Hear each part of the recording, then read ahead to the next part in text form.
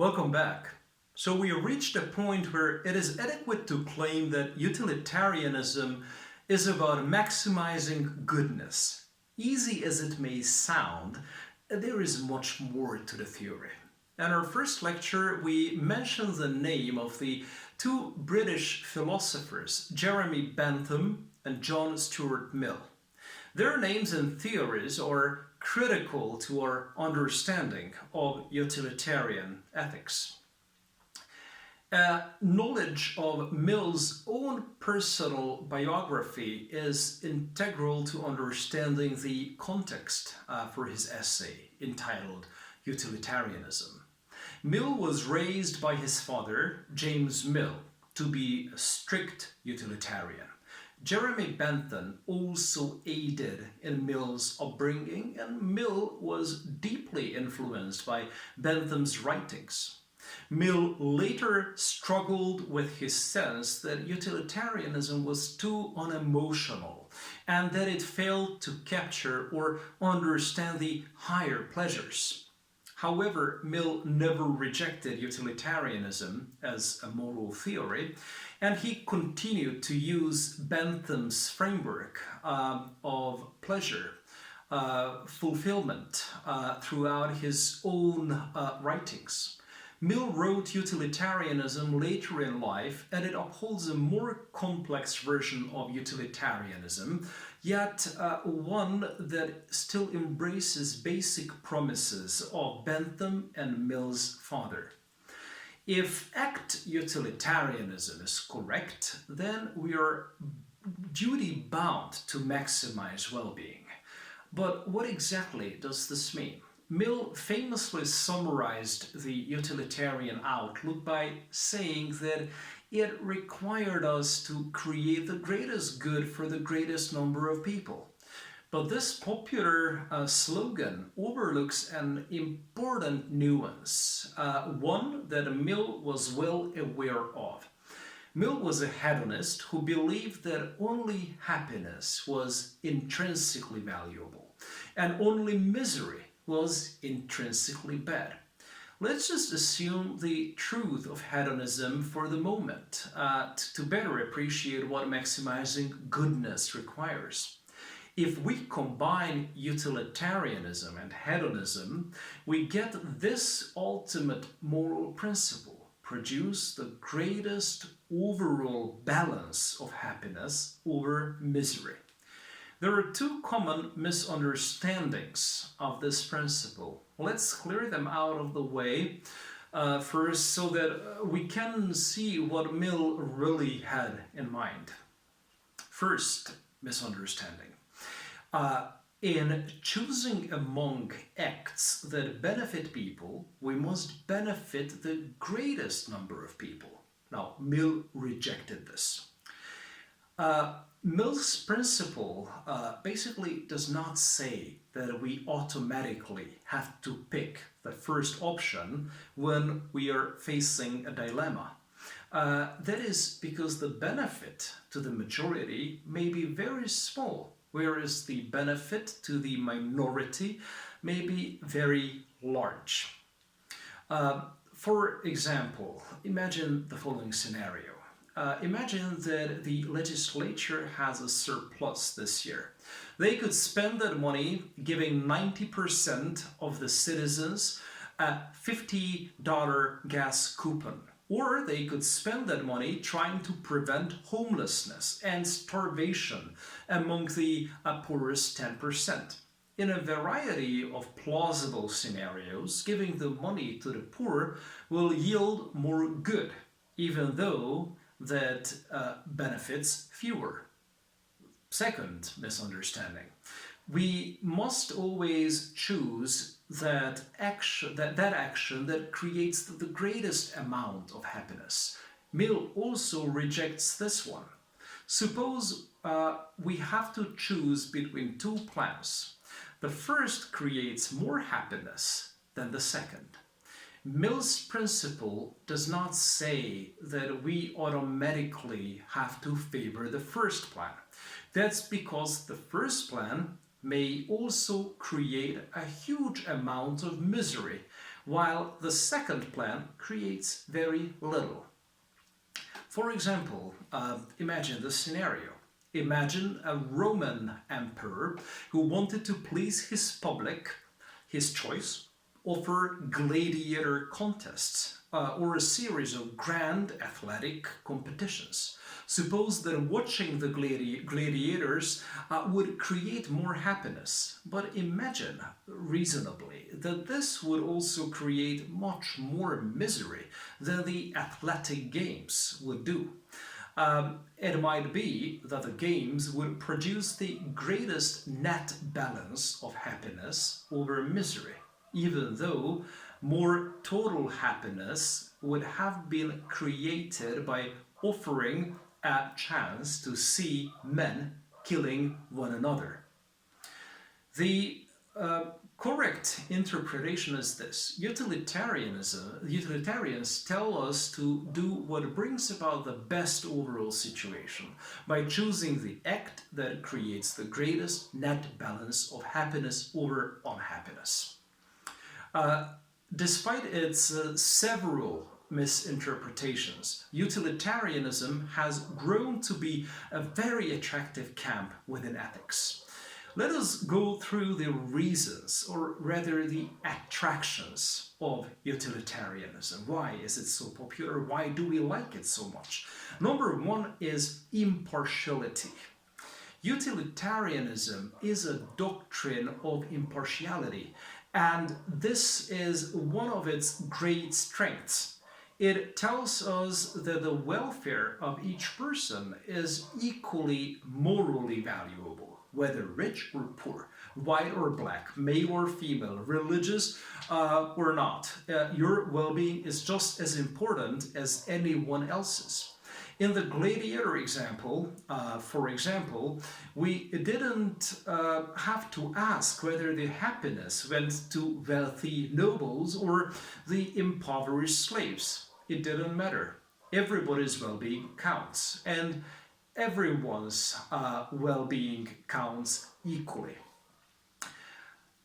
Jeremy Bentham, whose Principles of Morals and Legislation from 1781 gave the first really sophisticated defense of utilitarianism. And he was a dedicated abolitionist. Bentham's godson, John Stuart Mill, wrote one of the earliest and greatest works on behalf of female equality. On the subjection of women, Peter Singer, perhaps the most famous living philosopher, continues the utilitarian tradition of seeking to expand our moral concerns. We have encountered Singer's name on multiple occasions. His defense of animal rights is crucial to our everyday ethical thinking. Now, let me get back to our four-legged favorites in a bit. Number two, the second attraction. Utilitarianism is popular because it has the ability to justify conventional moral wisdom. Consider the things we regard deep down as seriously immoral: slavery, rape, domestic violence, humiliating defenseless people, killing innocent victims, etc. Each of these clearly tends to do more harm than good. Utilitarianism condemns such acts, and so do we. Now, consider the things that we strongly believe to be morally right: helping the poor, keeping promises, telling the truth, bravely facing danger. Such actions are highly beneficial. Utilitarianism commends them, and so do we. Also, utilitarianism is one of the most important ideas of ethical theory that can provide advice about how to resolve moral conflicts. Consider the following example taken from daily life. Consider this familiar moral puzzle. I overhear some nasty gossip about my friend. She later asks me whether people have been spreading rumors about her. I know that she is extremely sensitive and that if I answer honestly, it will send her into a downward spiral for several days. I also know that the source of this gossip is someone who actually likes my friend and was acting impulsively and out of character. She's probably feeling bad about it already and probably won't repeat this unkindness. Of course, we need to know a lot more about the situation before we can be confident about a recommendation. But if we just stick with the details given here, the utilitarian will advise me not to reveal what I have heard. Honesty may be the best policy, but that doesn't mean that full disclosure is always called for. When we consider our options, utilitarians tell us to pick the one that increases overall well-being. Telling the truth won't always do that. Utilitarianism thus gives us a clear method of resolving moral conflict. We can apply the principle of utility to determine which choice to make in difficult cases. Also, we can safely claim that utilitarianism is about moral flexibility. One historical example that can be an eye-opener as we explore flexibility is the following. During the winter of 1846-47, members of the Donner Party, traveling by horse and coach in search of a pass through California's Sierra Nevada range, found themselves buried in very heavy mountain snows. It wasn't long before their supplies of food and fuel ran out. Almost half of the 87 members of their party died that winter. Some of those who survived faced a terrible choice, a terrible dilemma. They could starve to death or remain alive by eating the remains of their fellow travelers. In the choice faced by members of the Donner Party, one might regard the prohibition on eating human flesh as absolute, not to be violated under any conditions, even though honoring the rule means losing one's life. Some rules are never to be broken. Utilitarians would disagree, and their disagreement is based not on specific views about cannibalism, but on very general grounds. For utilitarians, no moral rule other than the principle of utility is absolute. It is morally okay to violate any rule, even one that prohibits cannibalism or torture or the killing of innocents, if doing so will raise overall well-being. So, utilitarianism is a doctrine of moral flexibility. However, don't forget that even in this case, morality is not a free-for-all. It is not a case of anything goes. We ordinarily do our best when we obey the familiar moral rules, don't steal, lie, or kill, but there are times when we must stray from the conventional path in order to improve overall welfare. When we do this, we do right, even if it means breaking the traditional moral rules. Now let us, in our last point, investigate the scope of the moral community as one of the appeals of utilitarianism. In the winter of 2007, two high school boys from Reading, Ohio, decided to have some fun. They sprayed Lysol into a cat's face, crushed its spine, popped out its eyes, and impaled it with a stake and dismembered it. Then they bragged to their classmates about what they had done.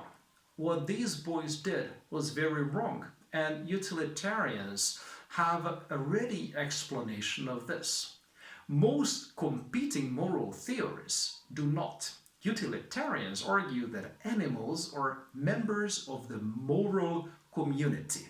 To be a member of the moral community is to be important in your own right. It is to be owed a certain amount of respect. Membership in the moral community imposes a duty on everyone else to take one's needs seriously for one's own sake. Every moral theory needs to have a way to determine who gains entry to the moral community. The utilitarian test is recorded in a famous slogan by Jeremy Bentham. The question is not can they reason, nor can they talk, but can they suffer? And just to be clear, utilitarians allow that it is sometimes okay to harm members of the moral community. There are many cases in which maximizing overall well-being comes at a price. For instance, it may be acceptable to conduct certain intensely painful animal experience, provided that they bring about very beneficial results. Such is the case with the present pandemic, which might eventually take an enormous toll of human lives unless the proper vaccine is found. Helping laboratory experiments by testing a vaccine on animals sounds unacceptable for some, but utilitarianism's moral flexibility commends it. The point here is that from the utilitarian perspective, we are not allowed to ignore the suffering of others. It doesn't matter whether the victims are human beings or not. Utilitarianism, as we have seen, makes it fairly easy to gain entry into the moral community. Infants, toddlers, the mentally retarded, the extremely ill, and almost all so-called non-human animals are members. It certainly seems that these people and animals are important in their own right. They are not mere playthings to be used for our own purposes. We owe them respect. Utilitarianism easily explains why this is so. It is hard to predict what the future holds for utilitarianism.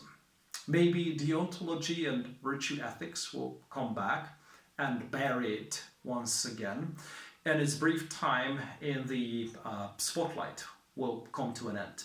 Or maybe we will come up with an entirely new idea, perhaps influenced by the non-Western traditions that will allow us to move beyond the old conflict. This will allow us to synthesize a new moral philosophy out of the best that utilitarianism, deontology, and virtue ethics have to offer. Things are still in the making. Let's see what comes out of the wash in the end. Well, sometimes yellow shirts come out pink or blue, but let's hope that something less radical will happen. All we know for now is that our next topic is deontology. Thank you for your attention.